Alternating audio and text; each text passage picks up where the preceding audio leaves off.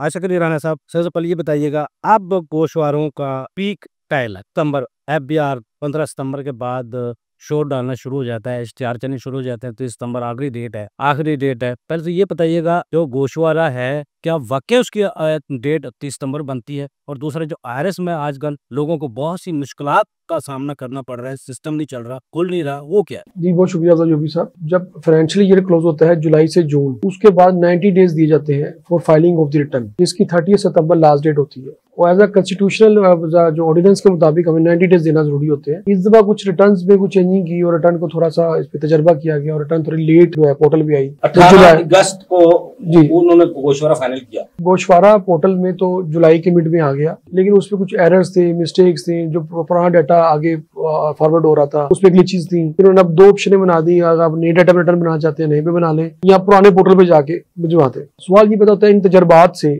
आप देखिए कि मुल्क के रेवेन्यू को तरह नुकसान होता है, रिटर्न्स लेट होती हैं और जो टैक्स फाइलर्स होता है जिन्होंने फाइल रिटर्न करनी होती है इन टाइम, वो डिस्करेज होता है। जो टाइमली फाइल करने वाला है उसके लिए प्रॉब्लम्स होती हैं। लेकिन आशिफ साहब, आज 30 सितंबर है, टैक्स बार आज भी सरापा एहतजाज फिर क्यों है? क्यों लेटर लिख रही हैं आप? सर देखिए, लेटर्स तो अभी हमने डेट एक्सटेंशन के लिए नहीं लिखा, अभी तो हम सिर्फ कह रहे हैं जो इसमें ग्लिचेस हैं, जो रिटर्न्स में प्रॉब्लम्स हैं वो तो दूर करें। कराची टैक्स बार की तरफ से भी लेटर लिखा गया और कई टैक्स बार ने चेयरमैन FBR को लेटर लिखा, जनाब पहले तकनीकी खामियां दूर करें फिर वो फॉर्म को ओके करें। देखिए, रिटर्न फॉर्म जो होता है बेसिकली डिक्लेरेशन फॉर्म होता है। कोई भी पर्सन अपनी इनकम और अपनी सेल्स, अपने एक्सपेंसेस, अपने एसेट्स को उसमें डिक्लेयर करता है। अगर उसकी डिक्लेरेशन ही गलत है और उसे पता ही मेरी चीज मिस्टेक आ रही है, मेरी नहीं है, तो उसके रिकॉर्ड में आ रही है, एक्सपेंस आ रही है, इनकम ऑटोमेटिक जनरेट हो रही है या प्रीवियस डाटा अपलोड होकर आ रहा है, उसको एडिट ही नहीं कर सकते, आगे फॉरवर्ड ही नहीं भिजवाना, वो मिस डिक्लेरेशन रिटर्न क्यों भेजे? और वो रिटर्न भेजे और ये ऑडिट निकाल लें और उसके लिए प्रॉब्लम हो, तो रिटर्न मिस डिक्लेयर। देखिए, कल को आप एपीलेट फॉर्म में जाते हैं, वहां पे ये प्ली नहीं आप ले सकते कि आपके रिटर्न में प्रॉब्लम थी, डाटा फैच हो गया, आगे इसमें ग्लिच था तो हमने आगे ये कर दिया, हमारी मजबूरी थी, टाइम लैप्स हो रहा था। देखिए, इसके लिए ये है कि जो बार्स होती हैं, एसोसिएशंस होती हैं, वो कोशिश करती हैं कि आपके अंदर जो प्रॉब्लम्स आ रही हैं उसको दूर किया जाए। और बेवक्तन हम राब्ते में भी रहते हैं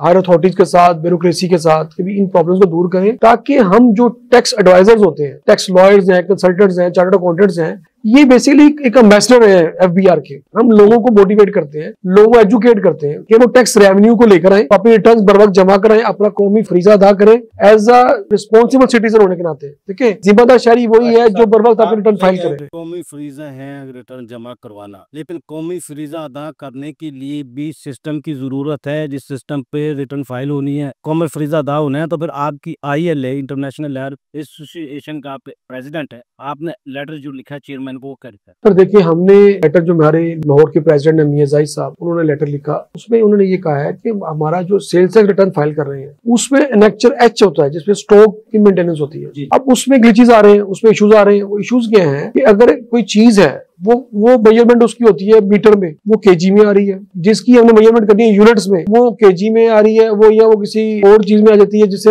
उसकी स्टॉक को मेंटेन नहीं कर सकते। ये टेक्निकल इश्यूज हैं। इसको रिटर्न बनाते हुए क्या होता है, स्टॉक नेगेटिव आ जाता है, कभी HS कोड मैच नहीं करते आपस में। अब ये भी सेल्स रिटर्न भी डिक्लेरेशन है, अगर आप मिस डिक्लेयर कर देंगे, HS कोड गलत लिख देंगे, स्टॉक नेगेटिव क्लेम कर देंगे, तो रिटर्न गलत हो गई, तो उसके लिए प्रॉब्लम होगी कि आपने रिटर्न गलत बनाई, आपने HS कोड मैच नहीं कर रहा। अब वो बंदा रिटर्न फाइल करता है तब प्रॉब्लम है, ना फाइल करे तो आफ्टर 3 मंथ उसने वैसे सस्पेंड हो जाना है due to non filing of sales tax returns. तो मैं समझता हूँ हम ये इस टेक्निकलिटी इश्यूज में ना पड़े, हमें चाहिए कि हम आसान फहम में गोशवारा बनाए, वैट का मूड लेकर आए। अगर सर आप H1 की बात कर रहे हैं, जे कर रहे हैं, अगर कोई कंपनी रिटर्न न जाने की वजह से ब्लैक लिस्टेड हो जाती है, उसका क्या होना है? उससे फिर बचने का तरीका क्या है? सर देखिए, अगर कंपनी मुसलसल 3 बार रिटर्न नहीं भेजती एज पर लॉ, वो सस्पेंड हो जाती है। सस्पेंशन के बाद रिटर्न फाइल ही नहीं होती और आप इनपुट क्लेम नहीं कर सकते। जो बंदे जिसको आप सप्लाई दे रहे हैं या परचेज कर रहे हैं, फर्दर टैक्स भी चार्ज करेगा आपका। तो इस तरह की आप स्ट्रिक्ट पॉलिसी तो बना लेते हैं। हम ये नहीं देखते कि अगर कोई रिटर्न किसी की फाइल नहीं हो रही, अगर उसकी बैलेंस शीट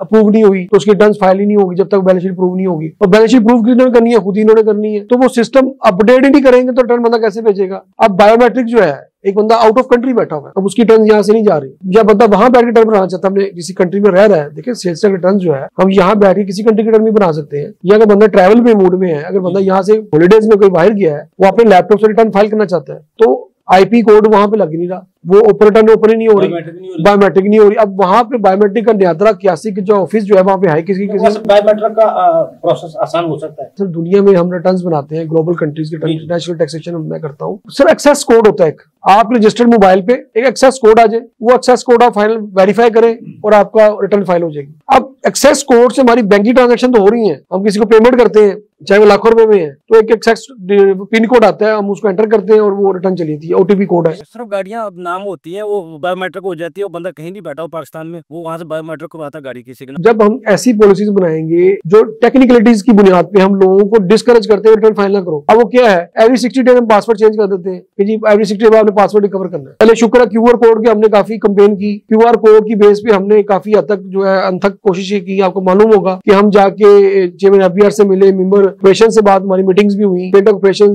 थे, चीफ सेल ऑपरेशन, उनसे हमारी मुलाकात हुई, तीनों चीफ कमिश्नर से मुलाकात हुई। हमने कहा खुदारा ये ऐसी पॉलिसीज बनवाए, उनकी मेहरबानी है, उन्होंने हमारी बात मानी। आशिक साहब आप भी समझते हो दुरुस्त है, एक तो टैक्स पेयर भी एक्टिव रहता है, उसका जो काउंसिल है वो भी एक्टिव रहता है, राब्ते में रहते हैं। सर देखिए हम वो पॉलिसीज बनाए जिस जो आसान फहम हो। देखिए सिक्योरिटी मेजर्स जो रेवेन्यू कलेक्शन करने के वाले से वो हुकूमत का हक है, वो करना चाहिए। हम ये नहीं कहते, हम कहते हैं जो बोनाफाइड टैक्स पेयर है, जो जेन्युइन टैक्स रिटर्न फाइल करे, उसको प्रॉब्लम ना हो। आपने कॉमर्स वीजा की बात की, कॉमर्स वीजा अदा करने के लिए रिटर्न फाइल करना जरूरी है। जी अब रिटर्न फाइल के टाइम है, चल रहा है, लेकिन अक्सर जो टैक्स प्रैक्टिशनर है वो कह रहे हैं सिस्टम बैठ जाता है, सिस्टम चलता नहीं है, आरएस खुलता नहीं है, फॉर्म खुलता नहीं है। ये क्या वजह होती है, ये किस तरह कॉमर्स वीजा फिर किस तरह अदा होगा? इसके बाद 30 नंबर आके गेट आ गई, उसके बाद 8 लाख लोगों को गोशवारा जमा करवाया, 50 लाख पीछे रह गए, उनका क्या गुनाह होगा? देखिए यूसुफ, इस दफा तो मैं समझता हूँ कि हमने कुछ रिटर्न लास्ट ईयर से लेट पोर्टल में दी, हमने इस पे तजर्बा भी किया रिटर्न पे ना, और इस तजर्बों से लेट रिटर्न देने से मैं समझता हूँ कि डेट तो मैंडेटरी है बनना। एफबीआर भी इसको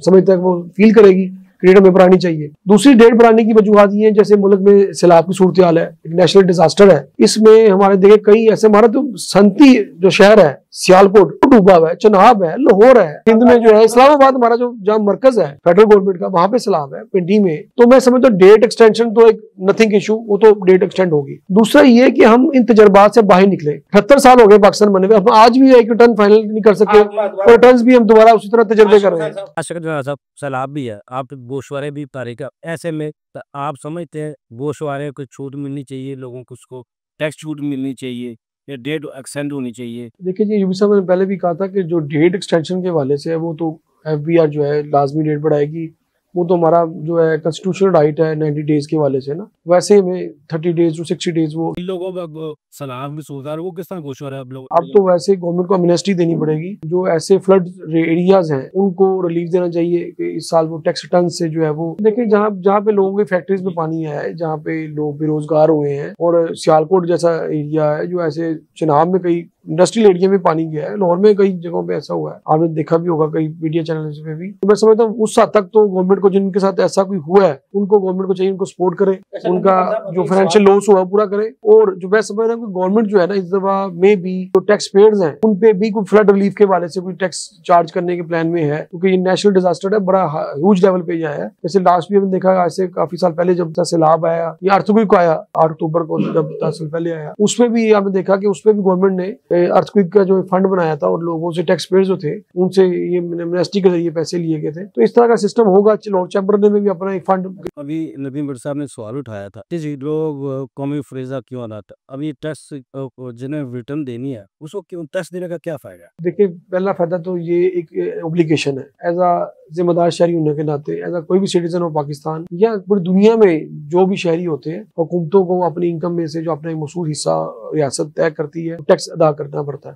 देखिए टैक्स के बगैर कोई मुल्क नहीं चल सकता, टैक्स देना जरूरी है। ये अब जो है क्वेश्चन राइज होता है अपना हुकूमती अनासर पे कि हमारी जो हुकूमत है, जो रियासत है, आवाम को क्या फैसिलिटेट करती है, वो टैक्स पेयर्स को क्या फैसिलिटी दे रही है। आया कि टैक्स पेयर्स के जो बच्चे अच्छे स्कूलों में पढ़ेंगे, तालीम लेंगे, या उनके जो मेडिकल ट्रीटमेंट, उनकी फैमिलीज या उनको जो अच्छी ट्रीटमेंट दी जाएगी, इस हवाले से देखा जाएगा कि टैक्स पेयर्स को क्या बेनिफिट्स हैं और टैक्स नॉन फाइलर्स हैं उनको क्या नुकसान आता है। देखिए पहला नुकसान और फाइलर को ये फायदा है कि फाइलर्स के रेट्स और टैक्स नॉन फाइलर्स के रेट्स डिफरेंस है। प्रॉपर्टी खरीदते हैं, कोई ट्रैवल करते हैं, प्रॉफिट ऑन डेट बैंक से कोई इंटरेस्ट लेते हैं, या अदरवाइज कोई भी चीज खरीदते हैं, सेल परचेज करते हैं, तो फाइलर्स और नॉन फाइलर्स की इन्होंने एक लिमिट तय कर दी है।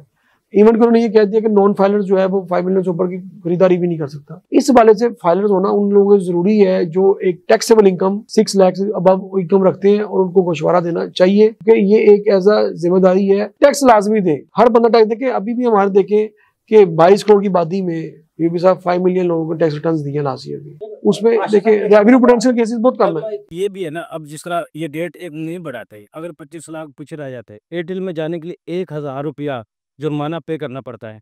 25 लाख का 1000 जरब दे ले तो वो भी तो मुफ्त के पैसे आ जाने हैं ना। लेट फाइलर है, उनको भी उन्होंने कोई फाइलर कैटेगरी में नहीं डालते। 1000 से 4 जमा करा के भी क्यों आता है। जो आपका गोशवारा बनता है वो टाइमली अदा करें। आपको जो टैक्स बनता है वो गवर्नमेंट को लाजमी दे। आप अपना हक अदा जरूर करें। गवर्नमेंट भी इंशाअल्लाह उनको भी चाहिए कि वो जो आम फैसिलिटीज हैं लोगों को दे। क्या लोगों को पता नहीं हमारे मुल्क में क्या मसाइल हैं, सब पता है। ब्यूरोक्रेसी क्या कर रही है, कोर्ट कचहरी में क्या मामला चल रहे हैं, थाना कल्चर आज भी ऐसे ही है वैसा है। जैसे भट्टी साहब ने बड़ा डीपली एक्सप्लेन किया, इसको ब्रीफली दिया, तो मैं समझता हूँ कि अब इन चीजों को हमें देखना चाहिए। नाज़रीन, हमारा एक्सपर्ट की आपने गुफ्तगू सुनी, सिस्टम को दुरुस्त करने की ज़रूरत है और जैसे सलाह तबाह कर रही हैं, तमाम कौम को यकजा होकर इस मुसीबत से निपटने की ज़रूरत है। टैक्स निज़ाम में गोशवारा जमा करवाना बहुत ज़रूरी है, कौम सजीदा जमा करवाना चाहिए, लेकिन टैक्स के एवज हुकूमत को भी टैक्स पेयर को सहूलियत बरामद करनी चाहिए, उनके अतमाद को बहाल करना चाहिए। अगले प्रोग्राम तक ये इजाज़त दीजिए। अल्लाह पर काम ज़िला देखिए प्रोग्राम टैक्स और अफजल अयूबी के साथ।